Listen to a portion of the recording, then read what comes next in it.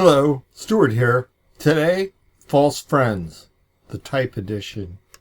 Oh, numbers. Look, everybody thinks they know what numbers are. And if you're a professional programmer, you really think what numbers are. You think that numbers are things you can do math on. Unfortunately, there are a lot of things that look like numbers and smell like numbers.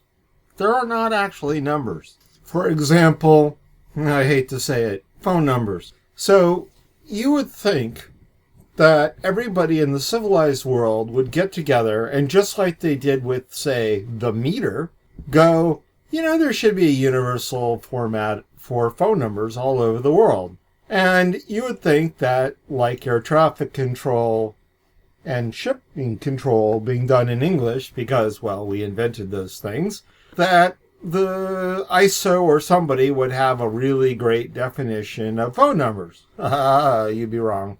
In fact, they're all over. You need country code, you need area code, and in some cases the area code's kind of complicated.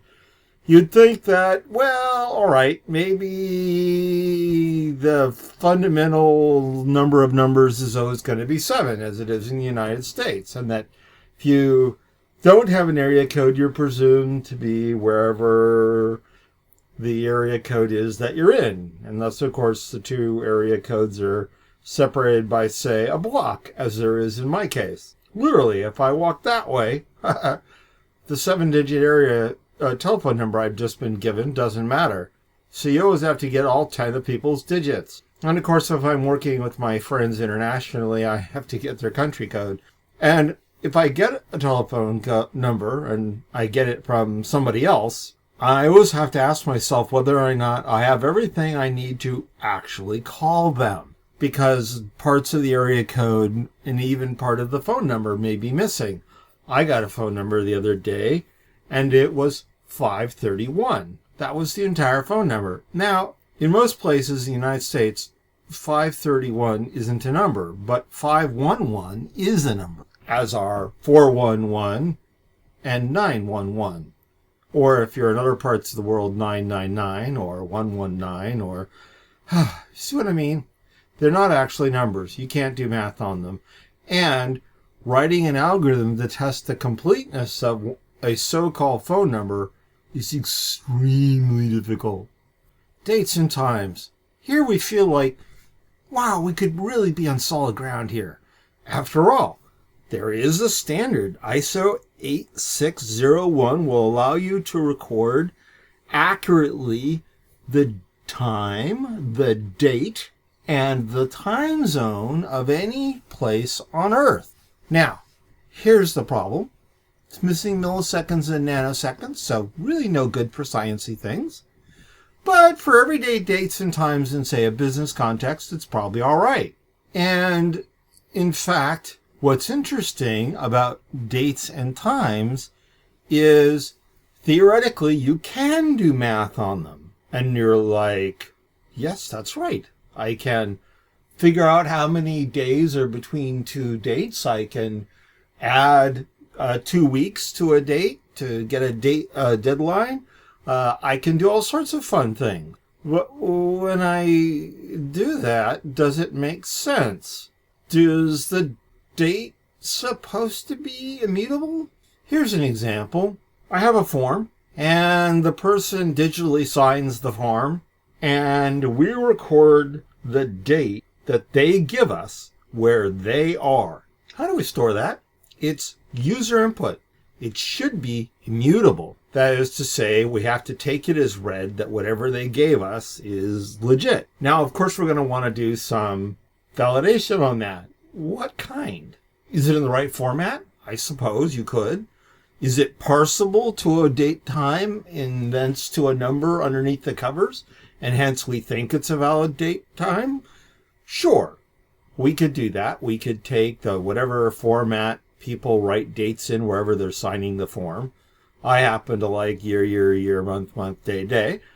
But, in the United States, month, day, year is popular, and there are popular formats all over the world. The point is, computers have usually good libraries that let you take anything that's supposedly the representation of a date and convert it to the underlying number or structure that it's actually stored in. The question is, do you use that to just see if something is likely to be a valid date? Do we care about how early it is, or how date it is, or how today it is? How do we tell? If we don't know the end user's time zone or geographic location, we can't actually tell. And in fact, since we can't always trust the metadata that, say, their browser gave us or their operating system gave us, we don't really know. And so, other than validating that it kind of smells like a date, and hence is assumed to be relatively relevant input, there isn't a whole lot we can do for it. Whereas, if we are generating a date and time, for example, we're capturing the date, time, and event using the computer's date time, we can be super accurate. And we can then translate that into a numeric representation with that's in UTC or is in ISO 8601, which are morally equivalent because I can get a precise date irrespective of time zone either way. But should I? Suppose you have dates stored in effectively as numbers or a structure, like in a database. When we show it to the end users again, do we need to consider what time zone they're in? If it represents an event in date and time, shouldn't it represent an event in date and time relative to them? Or should it? Postal codes. Well, okay. These are clearly numbers if you live where I live. And they're clearly not numbers pretty much everywhere else. There are countries in which they have restrictions on the characters that can go in the string, text, whatever. And so, for example, for the United States, you could say, well, I only want to allow 0 through 9 and a dash, and I want a very specific regular expression, exactly 5 numeric characters, optionally a dash, and then exactly 4 numeric characters. But it's harder, much harder, to write a regular expression for a UK postal code. And in fact, the US postal code, unless you happen to know the bizarro scheme that's used to them, a postal code represents an arbitrary boundary. In other places like Japan, they have 3 different location systems, all of which can be used to get mail and parcels delivered. Japan Plain Regular CS, the geodetic system, and the very sensible postal code system. And in fact, the sensibility of the postal code system is that every couple of digits can be gathered in and are from left to right, prefecture, city, neighborhood, and sub-neighborhood, getting you down to a really reasonably sized area.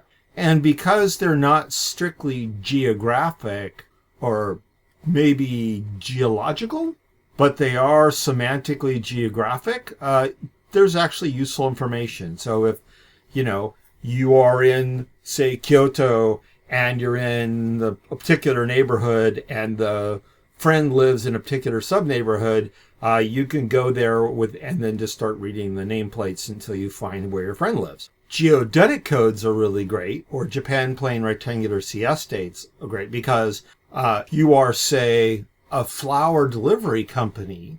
Your little mobile app can say, I want you to meet me plus and minus 5 minutes at this exact location. And it's plus and minus a couple of meters. And the Japanese are so organized that, in fact, you can get off your train and meet the flower company's little vanlet and show them your phone that shows that your purchase, and they bleep you, and then they hand you the flowers, and you go home and give flowers to whomever.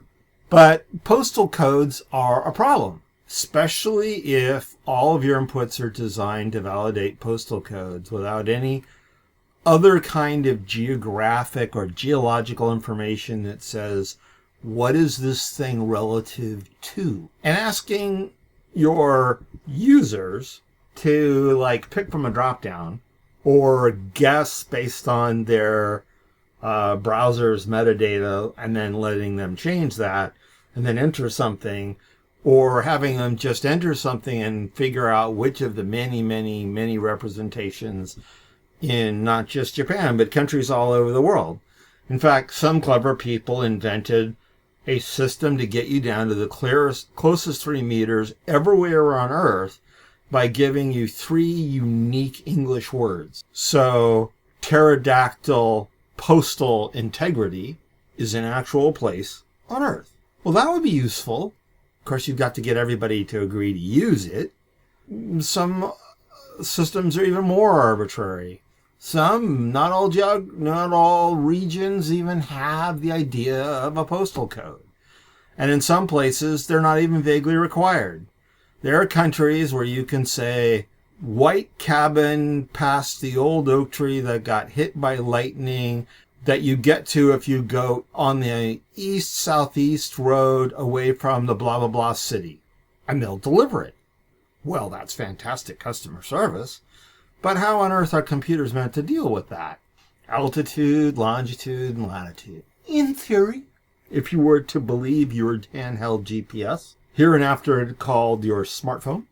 But back when I first started working with it, they were literally custom devices that were thick as a brick that would give you, from the almost sparklingly brand new geographic information system that was run by the military and put into Earth orbit and then made free for everybody to use. It's an astounding piece of technology. And it's very clever. And there's some very good documentaries on YouTube. I advise you to go look because A, it's coming to an end reasonably soon and we don't really have a decent replacement yet. And B, it revolutionized a lot of important stuff. Amongst other things, it allowed first responders to get to where there was a problem really quickly. And it's probably saved as many or if not more lives than pretty much any other medical technology. Because from your phone, we know right where you broke your leg. And you can leave last seat at home in the backyard playing with the pet rabbit. But, altitude, latitude, and longitude have a problem. The Earth isn't round. It's an oblate spheroid. And it's not even. It's bumpy. In other words, there are places on the Earth that are concave relative to the average depth from a place to the center of the Earth. That's how we define that, right? We pretend that the Earth is a marble, and that edge of a marble surface, we say things are either more bumpy or less bumpy than that. And there are a couple places on Earth that actually are pretty close to that. They're few and far between, though. And what can I tell you? The sun, the moon, all of the other orbital factors that go into the in-body problem can make a difference to distance, particularly if you are where? On the water. Now, usually it's not too awful because you're going to some place that is, although water adjacent, not underwater, and therefore the elevation thing is not tremendously important, especially if, irrespective of elevation, you are floating on the surface of the water. So in some cases, navigation on the water is easier than navigation on land, as land tends to have inconvenient things like mountains and valleys and velociraptors.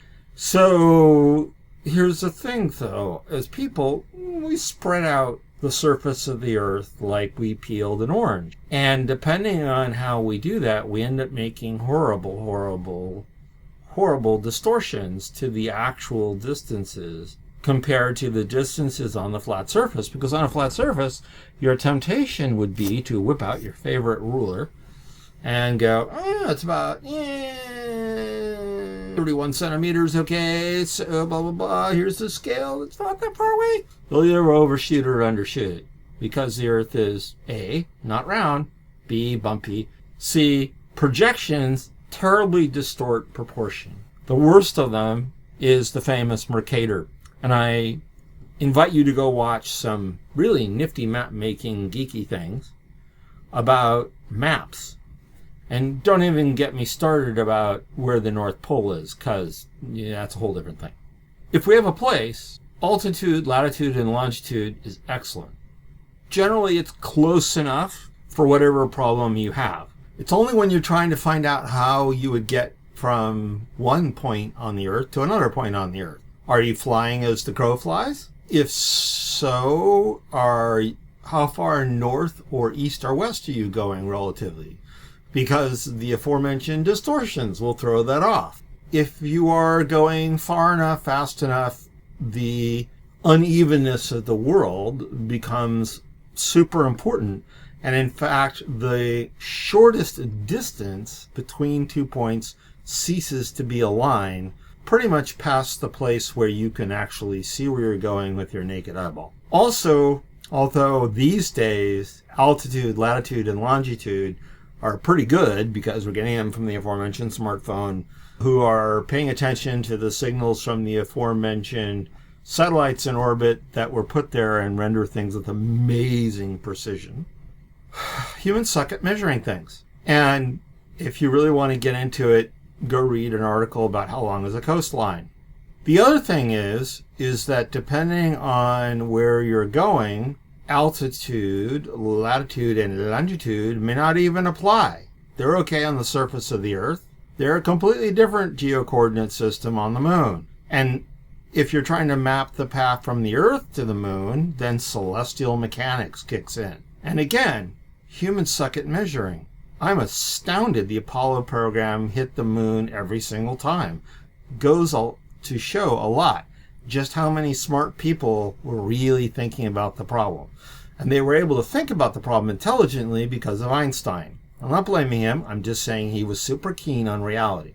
So what's the point of this little diatribe? Well, I'm an architect, and I spend a lot of my time looking at business systems because, well, that's where the money is. And they just decide that a particular field is this kind of type. And when they do that, they take the default semantics, like for dates and time, or for postal codes, but they don't consider the fact that their business may want to include our friends in, say, Mexico and Canada, which may or may not fit in the field they've defined. The validation semantics of that field may not be considered. It may not be a date upon which you wish to do computation, like the date somebody signed something. It may or may not have agreed on what the offset measured for altitude, latitude, and longitude is. And what happens is these systems cook along kind of okay for a while, and then people start using them across time zones, geographies, well, not planets yet, but soon. And the underlying set of type semantics as defined at the lowest level. This is a date. Dates are numbers. Numbers are computable. When we take the underlying number and convert it to a date, we do this series of mathematical operations and we get something human readable. And here's a bunch of different standards for what human readable means, including ISO 8601.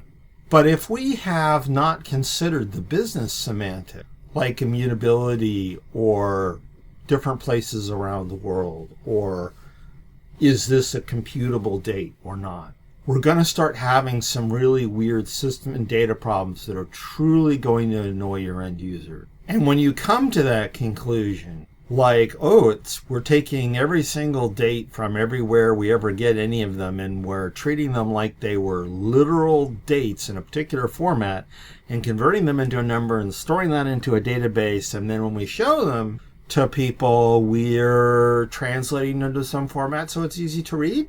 But now is it the same day? Oopie. Fixing this sort of problem when you made some early decisions about type is hard. Type is more than the underlying computer science definition of a field type. Type always has to include business semantics, and domain-driven design and the application thereof correctly can help you figure out what the right thing to do is. And so you don't end up doing the default thing, which the 80% use case says is fine, but in the other 20% of the time causes a lot of misery for your business users. So I guess, to quote the motivational signs at IBM back when they were, a thing, think. My name is Stuart. Thank you for your kind attention.